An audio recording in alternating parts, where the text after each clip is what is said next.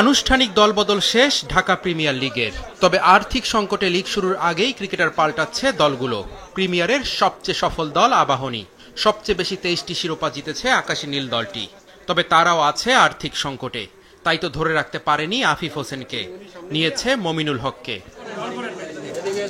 দেশের ক্রিকেটে খেলোয়াড়দের রুটি রুজি এই ঢাকা প্রিমিয়ার লিগ, কিন্তু এবারের আসরে খেলোয়াড়দের পারিশ্রমিক প্রায় অর্ধেক, তাই আক্ষেপ আছে ক্রিকেটারদের।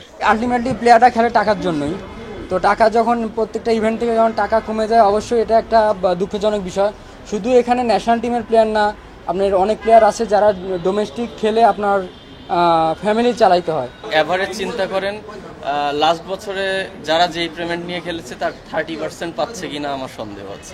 সবচেয়ে বেশিবার শিরোপা জেতা আবাহনীও কেন এবার খেলোয়াড়দের অর্ধেক পারিশ্রমিক দিচ্ছে? উত্তর স্পন্সর সংকট। অথচ গত মৌসুমে দল সাজাতে আবাহনী খরচ করেছিল 8 কোটি টাকা।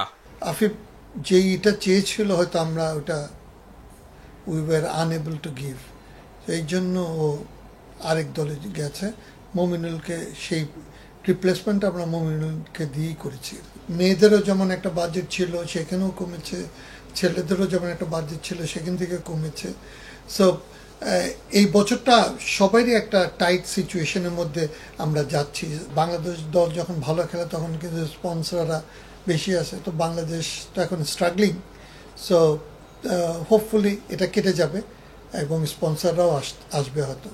ঘরোয়া ক্রিকেটের লিস্ট এ শ্রেণীর আসরটা চালু রাখতেই এবার বাজেট কমিয়েছে ক্লাবগুলো।